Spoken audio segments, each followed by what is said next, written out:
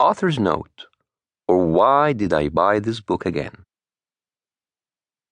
You might expect me to narrate the epic events of the Arab Spring, to tell you the details of the geopolitical and sociological circumstances, whatever that means, that led to the various Arab revolutions throughout the Middle East, and the great hopes and aspirations that came with them. You might expect me to give you an in-depth analysis of how everything there now seems to be a total desperate mess. But do you really care about that? Be honest. Don't you just want to make it seem like you understand the Middle East by dropping knowledge bombs? At least these don't hurt on your friends. But you'd rather hear it from the Egyptian guy you saw a couple of times on The Daily Show? I mean, even people from my country stopped caring about why we are a shit show a long time ago. For us, in the Middle East, injustice, oppression, and the insanity of justifying them are now just an integral part of our government-sponsored daily news. Nothing surprises anymore. We have somehow embraced the failure, disappointment, and futility of what everything has become, the same way you guys embrace PBS. You don't know why it's still on the air, but somehow you've all accepted it. Plus, if you really wanted to get an objective, in-depth study about what the hell is happening in the Middle East, you'd go get a book published by some wonky think tank in Washington. There are dozens of these books claiming they've got the answer for what the hell is happening there, yet the Middle East is still a big mess. So, either no one is reading these books, or even heavily funded policy institutions don't know jack shit about us. So, let me give you some advice.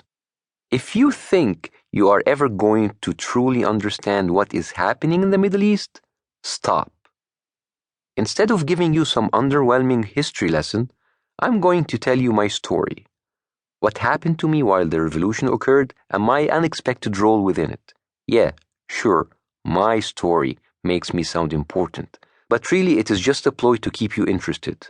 Hell, you might think I am an arrogant son of a bitch for thinking that people would buy a book just to hear my story, and you're right. Who the fuck do I think I am? But then again, you're just the same country that published and bought biographies about Paris Hilton and Heidi Montag. Hell, even Fabio wrote a fucking book. So if you're looking to read about fake boobs, sex tapes, or a man with long blonde hair who half-nakedly rides a horse, then you're right. You won't care about my story. But the problem is, I have already received an advance from the publisher, which I have already spent. So either I come up with a book or hustle my way through paying back the advance. And since I can't really escape the publisher by fleeing back to my country, from which I had to escape more than 2 years ago, more on that later, I might as well write the goddamn book. How my story is not already in development to be an awards season darling is beyond me. Picture this. An Arab man, played by Javier Bardem with an accent, because, you know, Hollywood's diversity problem, grows up to save a few lives as a heart surgeon. But when a whole region experiences the biggest clusterfuck in its history, he saves the whole nation with his jokes. The writers might have to take some liberties in order to write a happy ending and appeal to an American audience, but enjoy your second Oscar, Javier. However, the movie has yet to be made. So you're just going to have to listen to this audiobook. Through it, you'll see how ignorance, xenophobia, racism, and everything that Donald Trump stands for can transcend borders, cultures, and religions. You'll find how easy it is to brainwash masses of people, however well-informed they think they are, without the funding of Fox News, the pure hatred that is Ann Coulter, or the Bible.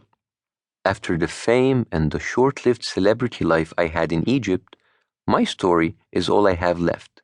So, consider me your companion for the next 70,000 words. Yes, that's the minimum the publisher asked for. If you're lucky, listening to this book may incite an interesting conversation or fight at a bar.